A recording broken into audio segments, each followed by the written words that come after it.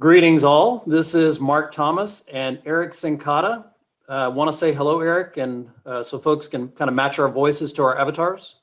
Absolutely. Hey, folks, glad you could join us today.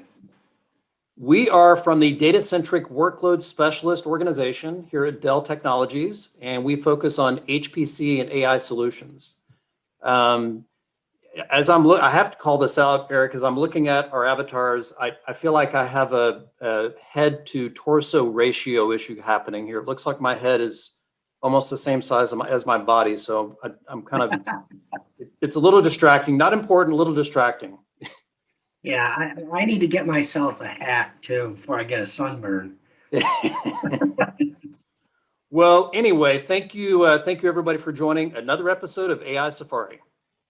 Awesome. And today we have a special guest from Dell Technologies CTO office, David Moss, and he's here to discuss some of the challenges our customers are facing in the workloads around AI and HPC with respect to cooling in their data centers. Hey, Dave, how you doing? I'm doing just fine. Awesome. Well, that's great. I wonder if you could spend just a couple of minutes, just to let our audience know, who you are, what you do at Dell Technologies. Yeah, sure. I've been at Dell for a little over 31 years. Started out designing servers and eventually kind of moved into subject matter expert in data center cooling. Once we kind of saw that there's a gap, a knowledge gap between, the facility folks and, the IT, consumers and providers in terms, and just no one really knew how to make, efficient marriages of those two things. So that's kind of what I've been, working on for the last 20 years. And of course, early part of that was air cooling, and now it's almost exclusively liquid cooling. Yeah, no, I definitely am hearing our customers speak more and more about the challenges, certainly around how the heck we're going to cool these data centers with all these, high performing components. One of the themes that I hear, customers discuss is this whole concept of sustainability and carbon goals in their data center. I was wondering if you could just describe to us, what does this mean, the sustainability with respect to the energy use in a data center? Yeah, I think that it's kind of evolved over time. I know we've been dealing with e-waste as an issue for quite some time. Replace your server, your PC, quite often. In fact, especially servers. And where do all those parts go? So I know Dell's been doing a whole lot in trying to reclaim parts through e-waste. And I think more recently, we've been doing a whole lot more recycling of things like plastics, probably metal as well. I know our client group is a little more advanced in that aspect than our servers, but we're not that far behind. I just heard just fairly recently we just started shipping client fans with blades that were recycled from, I think, your water bottle. So a water bottle you used a year or so ago might be blowing air through a client box right now. Wow. So, but what I get involved more so is in the sustainability aspect of energy use, and that's a big part of sustainability. If you can use less energy in the data center, then you have a much better sustainability story. And we've got a whole group within Dell devoted to sustainability, setting goals for Dell. I think they do it, but they hit me up maybe once a decade to help them go analyze just how much energy our servers put out. And I think they look upstream too as well to our component providers, everybody that's upstream of us to look at what their energy uses, and ultimately I think that trickles down to the common denominator of the carbon footprint. No, I think you're right. I think customers these days they're very cognizant of energy use, and they're always looking for ways to become more green, right? That's actually an attractive thing nowadays in the industry, is to be a quote unquote green company I'm seeing. It's really interesting to see how much it's changed, right? I look at the beginning of my career and these conversations honestly never really happened. And the pieces and parts that built, systems in HPC and now up and coming in AI, they just didn't draw that kind of power that they do today. Oh yeah. I mean, we've got machines that, push 50, 60 kilowatts, and primarily those are HPC and AI type machines where, you've got entire racks full of, very, very dense compute and networking. So yeah, and of course, the denser your rack is, the harder it is to cool. Yeah. No, that's great. That's a great answer there. Hey, Dave, and you may have touched a little bit on that. And by the way, I'm all about green. I try to do what I can at home. And it's definitely a hot topic globally. But as far as our customers, what strategies do you see them adopting to maintain this focus on or really drive success around sustainability? I know in the past you've talked about and discussed liquid cooling, and that's at the heart of this sustainability initiative. Can you kind of elaborate a bit on these? Yeah, sure. So, the first step is lowering energy use, concentrate on the energy use aspect. And then I'll go into, there's a subset of folks that's growing, which is actually also trying to use, the heat generated in data center and use it, recapture that heat and, it's basically kinetic energy and use that in some manner. But if we concentrate on the energy use, the name of the game is trying to eliminate the air conditioning. It's customers are doing much better at this than they have in the past. If you've walked into a data center, 15, 20 years ago, it's freezing cold.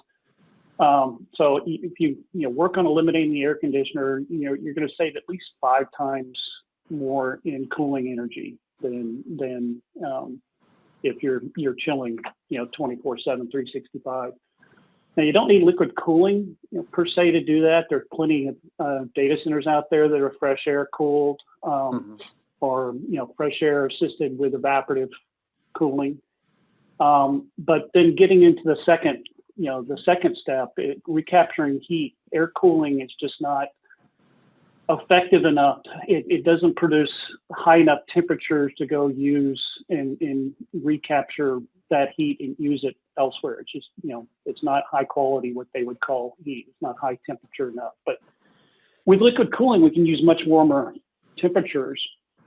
And the result of that is we can return much higher temperature water to do stuff like, if it's high enough, you can heat people's spaces. If it's not quite high enough, you can do stuff like de-ice parking lots or sidewalks or desalinate water. So it kind of completes the sustainability story of, not just reducing energy, but then taking the energy that you're expelling to the atmosphere and using that in some useful manner. Do you see a particular adoption or increased adoption in AI clusters? Yeah, I mean, well, yeah. So the main places I can point to that actually go to the step of heat recapture are a lot of the national labs here in the United States, and with some of our HPC or AI customers over in Europe. And they're quite honestly, they're the tip of the spear in terms of liquid cooling. So they're the early adopters, and they're the ones that are really kind of pioneering the whole heat recapture. It's almost a movement with those guys. And I see, others will follow as well. Got it. Well, how should customers be thinking about liquid cooling systems as an approach to maybe lowering data cooling costs? I have to go back to eliminating the chiller. You're really not, when you introduce liquid cooling, you're really not reducing the transport energy, I guess I'll call it. The difference between running fans in the server and running fans in your air handler, delivering the air to the server, that's not a whole lot more energy than is used in, moving liquid around to capture the heat as well. So it's really all on the facility side that is the opportunity to greatly reduce, the total energy use. Now, going forward, we do think that the number one question of, wow, I can use liquid cooling to go reduce my energy.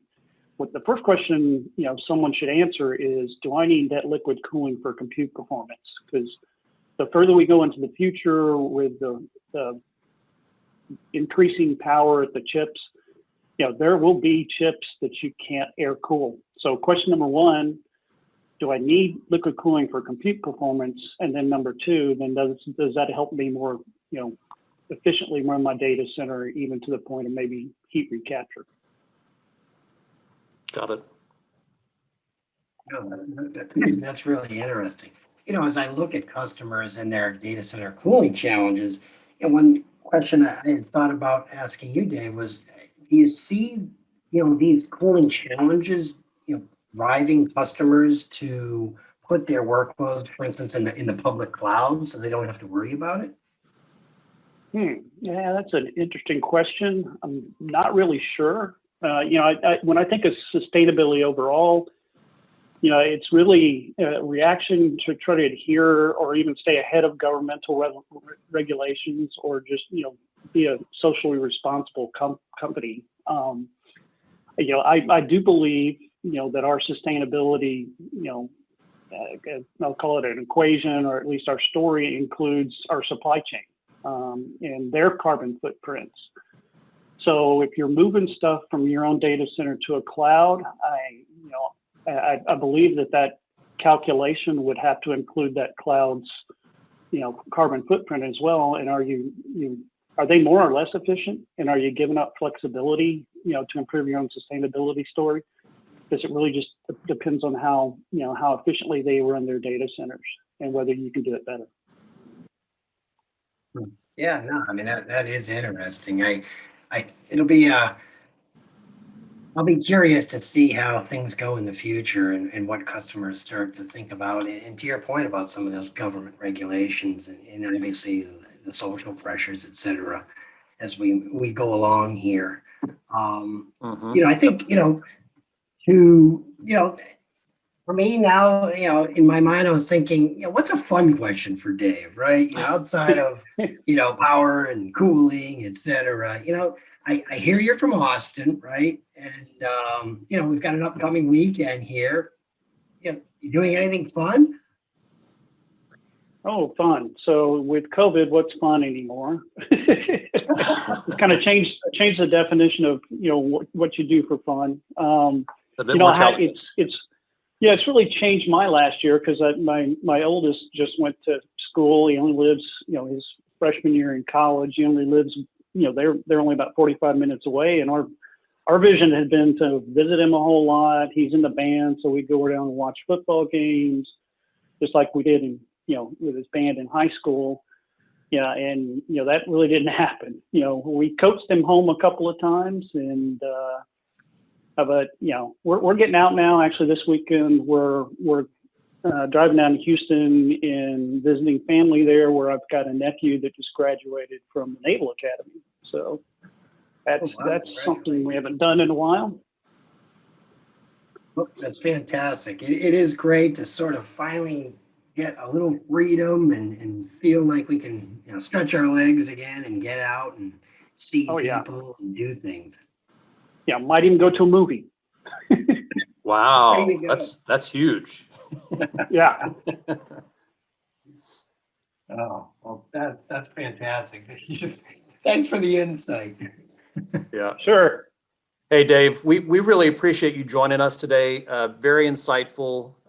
We could probably easily tack on another 45 minutes or more and talk about liquid cooling solutions and the benefits of that. Any parting words?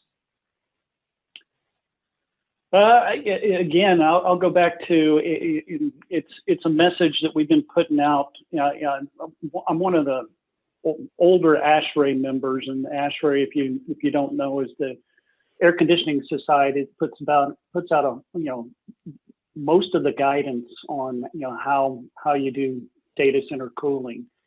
And our biggest message, in fact, we just released a white paper a couple of weeks ago. It's a year or two ago, people are looking at liquid cooling, as an energy play.